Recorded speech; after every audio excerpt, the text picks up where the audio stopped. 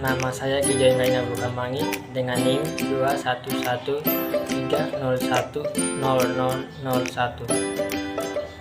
Saya akan menjawab soal ujian akhir semester mata kuliah Bahasa Indonesia yang diasuh oleh Pak Emmanuel Nong Johnson. Soal yang pertama, terdapat 3 faktor yang mempengaruhi ragam dan variasi bahasa, yaitu yang pertama, budaya dan letak geografis, yang kedua, iptek, dan yang ketiga, sejarah. Yang pertama dari letak, budaya, dan geografis. Seperti yang kita ketahui bahwa bahasa merupakan alat komunikasi yang digunakan untuk berinteraksi, bekerja sama, dan mengidentifikasi diri dalam masyarakat. Biasanya bahasa yang sering kita jumpai dalam kehidupan sehari-hari terdiri dari status sosial, latar belakang budaya, dan latar belakang budaya yang berbeda. Dari perbedaan ini kita dapat menjumpai variasi penggunaan bahasa oleh masyarakat setempat. Seperti juga yang kita dengar atau kita ketahui bersama bahwa bahasa negara Indonesia memiliki banyak bahasa daerah dan sudah jelas bahwa masyarakat Indonesia dijuluki sebagai masyarakat yang multibahasa. Hal ini bisa kita lihat dari cara berkomunikasi masyarakat yang beragam, cara berkomunikasi masyarakat yang beragam. Contohnya, dalam keseharian masyarakat menggunakan bahasa daerah sebagai alat komunikasi dan bahasa Indonesia sebagai bahasa yang digunakan dalam situasi yang resmi. Mengingat letak geografis negara Indonesia yang sangat strategis, yang menjadi persimpangan jalur perdagangan dunia, ini tidak bisa menutup kemungkinan bahwa pengaruh budaya dari rumpun budaya asing bisa mempengaruhi perubahan dan perkembangan bahasa di Indonesia. Terkait hal ini, dikarenakan banyaknya transit yang dilakukan oleh negara berkebangsaan lain yang kemudian masuk dan mulai belajar bahasa Indonesia, yang dalam praktiknya mereka menggunakan aksen berbeda baik dari segi pengucapan, tata bahasa, sampai susunan bahasa yang mereka gunakan. Ragam bahasa inilah yang kemudian membuat bahasa Indonesia mengalami perubahan dan pembaharuan dalam tata bahasanya. Yang kedua dari segi iptek, kemajuan teknologi saat ini bertumbuh sangat pesat. Hal ini memunculkan banyak inovasi baru dalam masyarakat. Hal ini juga tentu akan membawa dampak negatif dan positif bagi masyarakat. Bagi suatu negara yang menjadi pengaruh positif, yaitu bisa mendorong masyarakat ke arah perkembangan yang semakin meluas, sehingga dalam hal ini masyarakat harus menyesuaikan diri dengan perkembangan iptek yang ada.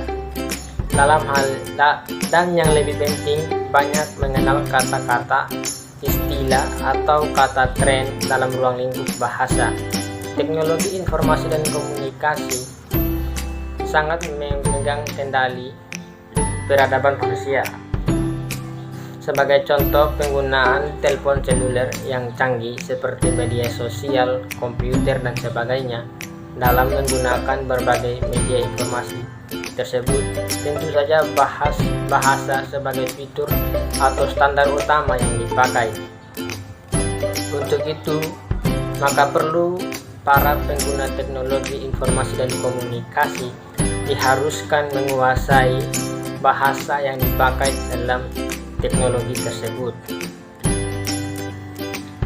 Sedangkan dampak negatif dari iptek, penggunaan bahasa gaul dapat mempersulit pengguna bahasa Indonesia dengan baik dan benar. Padahal di sekolah atau di tempat kerja kita diharuskan untuk selalu menggunakan bahasa yang baik dan benar. Bahasa gaul dapat mengganggu siapapun yang membaca dan mendengar kata-kata yang dimaksud di dalamnya. Karena tidak semua orang mengerti akan maksud dari kata-kata gaul tersebut. terlebih lagi dalam bentuk tulisan sangat memusingkan dan memerlukan waktu yang lebih banyak untuk memahaminya.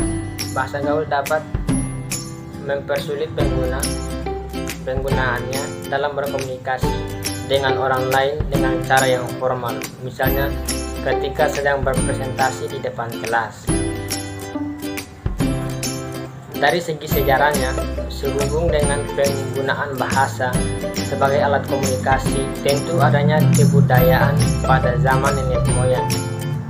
Pada saat dahulu mereka bermigrasi dari satu tempat ke tempat lain.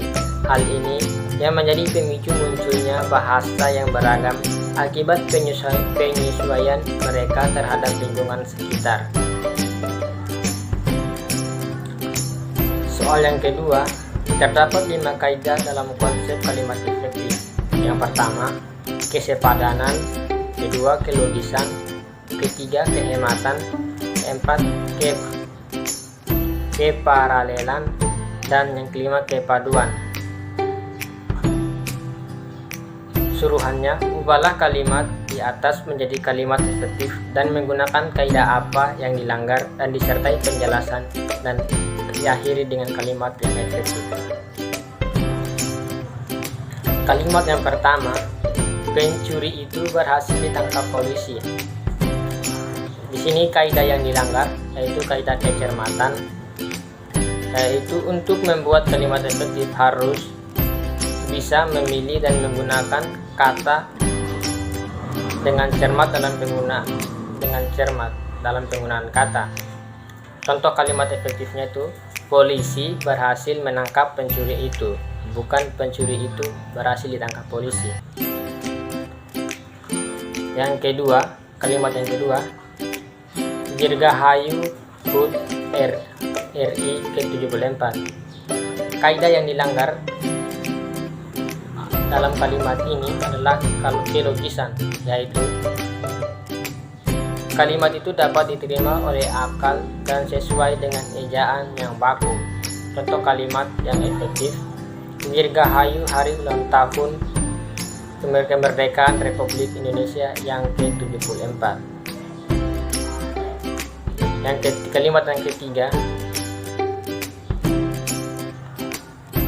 pembunuhan dan perampokan itu tergolong sangat kejam. Kaidah yang dilanggar adalah keparalelan, yaitu dalam kalimat ini kesamaan atau imbuhan yang digunakan dalam kalimatnya harus sejajar. Jadi kalimat efektifnya, pembunuhan dan perampokan itu sangat kejam. Contoh kalimat yang keempat, Yun menceritakan tentang pengalaman kuliahnya. Di sini kaidah yang dilanggar adalah kaidah kepaduan, yaitu memiliki kepaduan pernyataan sehingga informasi yang disampaikan tidak terpecah-pecah. Kalimat efektifnya itu, Yun menceritakan pengalaman kuliahnya. Contoh kalimat yang kelima, pilihlah salah satu jawaban dengan benar.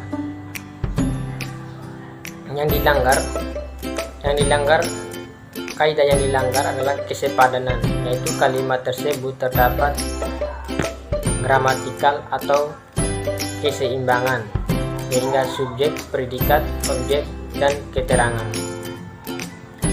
Jadi kalimat yang efektif adalah pilihlah salah satu jawaban yang benar. Kalimat yang keenam, Dian berpukul-pukulan dengan bantal. Kaidah yang dilanggar adalah kehematan, yaitu menghindari penggunaan kata, frase atau bentuk lain yang tidak perlu. Kalimat efektifnya, Dian memukul dengan bantal.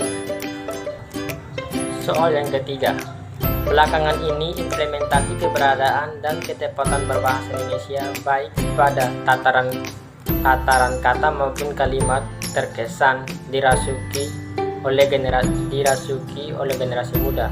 Generasi muda lebih sering menggunakan istilah-istilah asing dengan tidak tahu pada kepadanannya dalam bahasa Indonesia. Misalnya HP, komputer, MC, mikrofon, tisu, OTW, dan seterusnya. Suruhannya, berikanlah pendapat Anda mengenai generasi muda peduli implementasi keberadaan dan ketepatan berbahasa Indonesia dan solusi yang solutif atas persoalan ini dengan karangan persuasi. Jadi solusi dari saya adalah kita harus mengetahui bahwa kemerdekaan yang saat ini kita nikmati merupakan hasil dari upaya dari para pejuang-pejuang kita yang memerdekakan bangsa ini dengan menggunakan bahasa Indonesia. Dan kita sebagai generasi penerus bangsa, kita harus belajar untuk mencintai bahasa kita sendiri. Kita adalah negara yang majemuk dengan beragam adat istiadat seperti budaya, agama, dan bahasa. Dan untuk mengimplementasikan bahasa Indonesia, maka solusi yang kita gunakan adalah dengan cara selalu membiasakan diri ketika berbicara dengan orang-orang sekitar. Sebaiknya kita menggunakan bahasa Indonesia yang baku dan benar. Dan kita juga harus membiasakan diri untuk berbicara dengan siapa saja menggunakan bahasa Indonesia, seperti di sekolah, di rumah, di tempat umum, maupun di mana saja kita berada. Sekian penjelasan dari saya, semoga bermanfaat.